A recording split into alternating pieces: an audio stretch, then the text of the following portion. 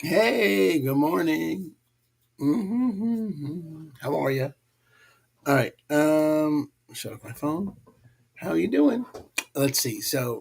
Uh, love this conversation, this Dainu conversation. First night of Passover. Well, I was going to say for all those who celebrate, it's the first night of Passover, whether you celebrate it or not. It's the first night of Passover. And so, if you were at a seder, then this is not a new conversation for you. But if you've never been to a seder, are unfamiliar, Dainu is it literally translates into it would have been enough, and it is said during the seder, during the um, practice of having Passover, eh, in the story, in the retelling of the story of the Exodus from Egypt of the Jews.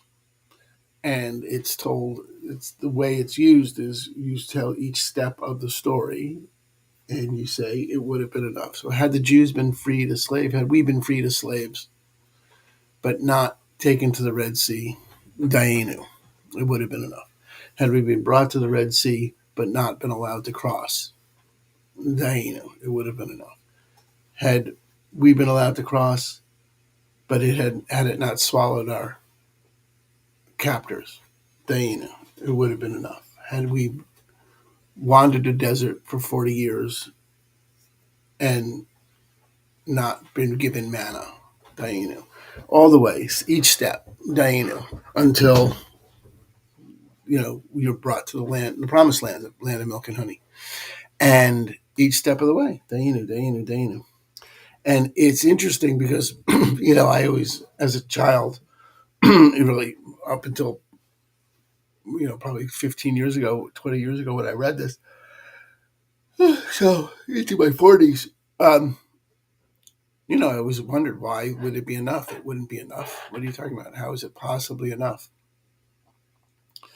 Had we wandered the desert and not brought to the promised land, it wouldn't have been enough. What are you talking about? How is it not? How could you say it would have been enough?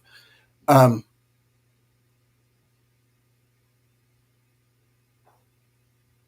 and that's a perspective for looking back on it.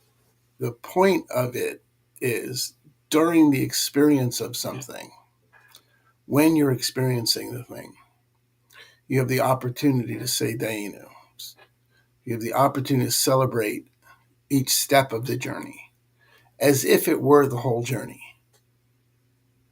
That waiting for the end, whatever end you think is coming, to celebrate it all is the surest way to never get there. Nothing blocks the attainment of something you're looking for than you're withholding your appreciation until you get it all. Celebrate each step of the journey as if it were the complete journey. That's the point. It lines up perfectly with Esther Hicks's conversation for the ultimate point of attraction is perfectly satisfied and eager for more. It's exactly what that thought is, that you in any moment can generate yourself as perfectly satisfied and eager for more. Dainu. Um, and so I want to just sit in that, given it's Passover and this is a time for that particular reflection to come up anyway. And I often think about it. In fact, my latest tattoo is Dainu because it's such a great reminder for me. I find it so useful to remember that there's an opportunity to celebrate every single step as if it were the complete journey. The Taoists say that every journey, a journey of 1,000 miles, a journey of 1,000 miles starts with a single step. Well, we get to celebrate each step of that 1,000-mile journey.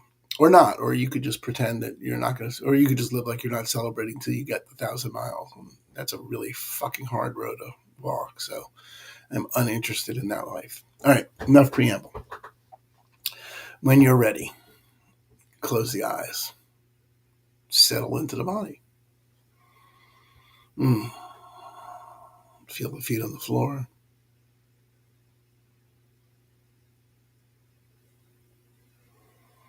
Allow your awareness to scan through the body just to notice what it feels like,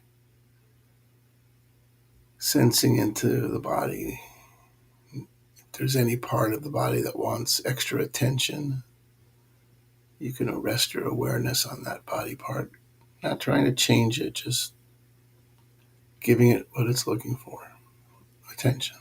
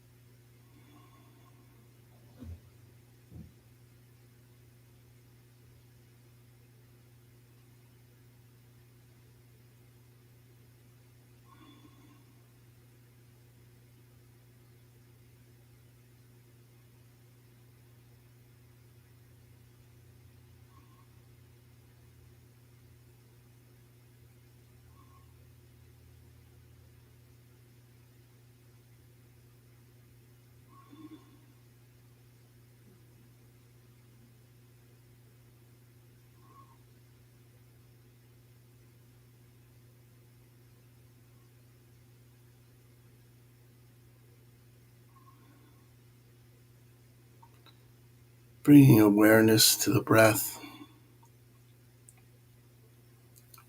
so that there's an anchor for the awareness.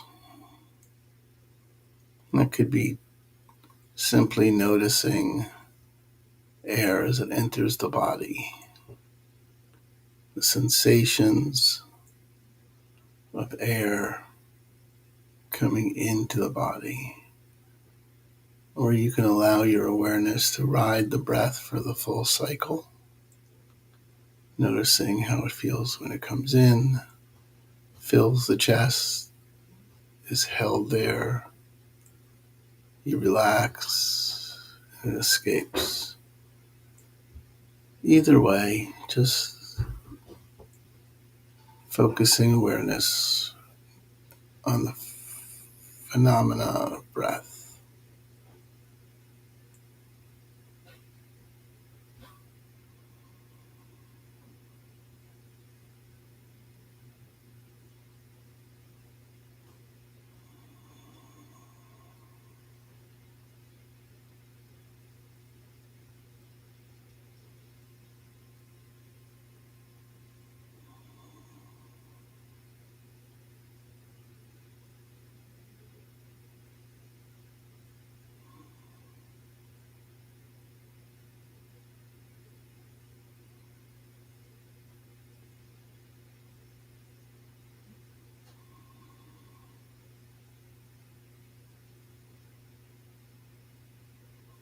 When the mind wanders, the breath is always there to come home to.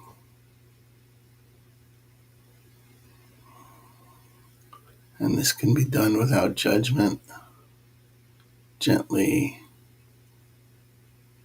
coming back to the breath.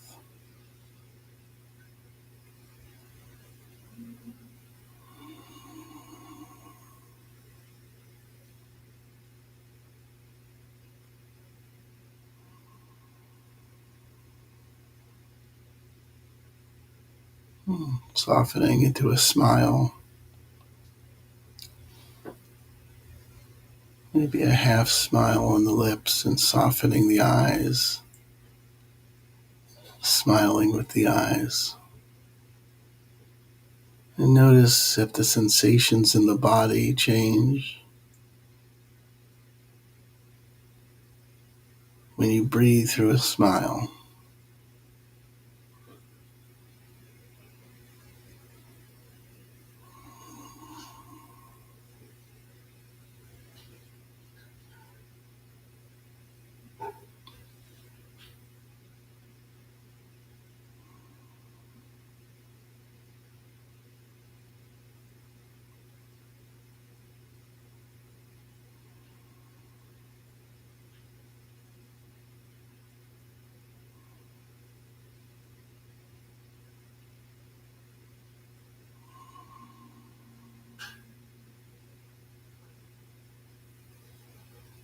Bringing to mind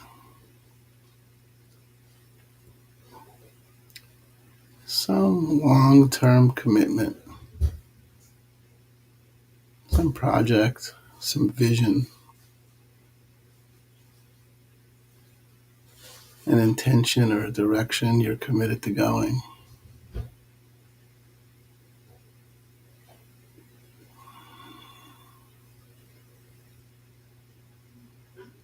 A future you've created.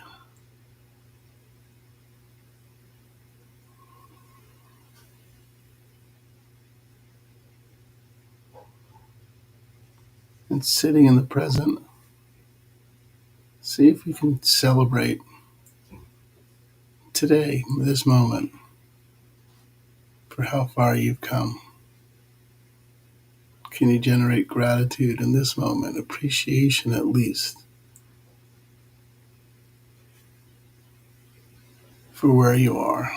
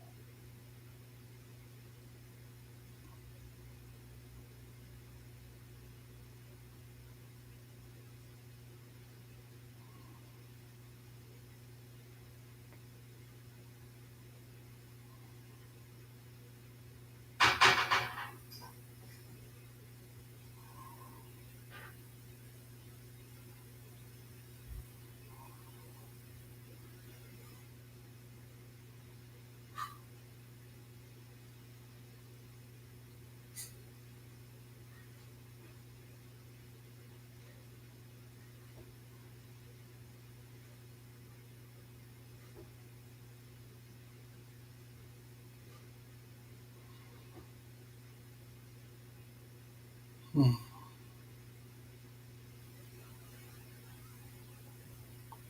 Notice how it feels in the body to just acknowledge and appreciate yourself for how far you've come.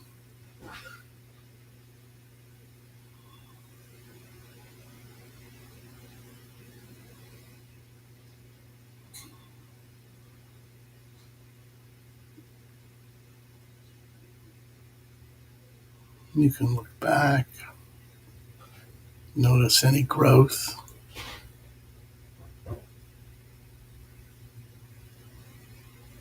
how you or the circumstances have changed.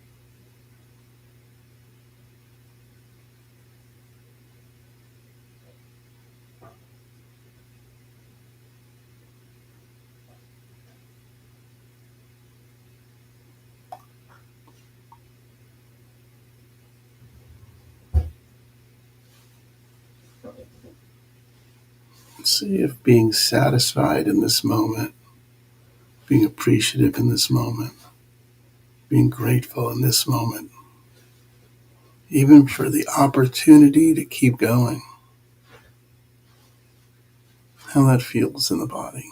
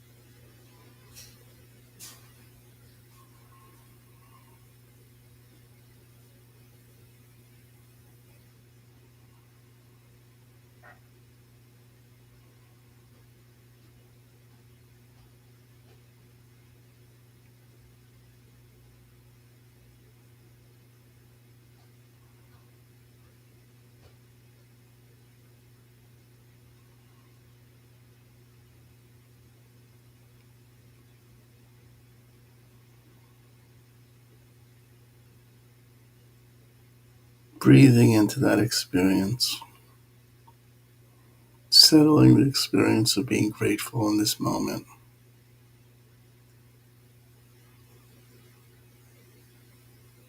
being satisfied and eager for more. Dayneu.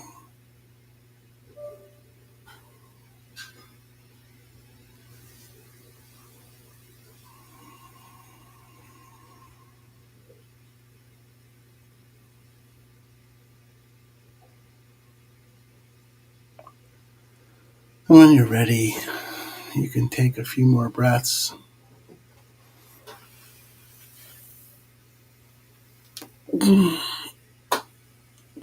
Open the eyes. Mm.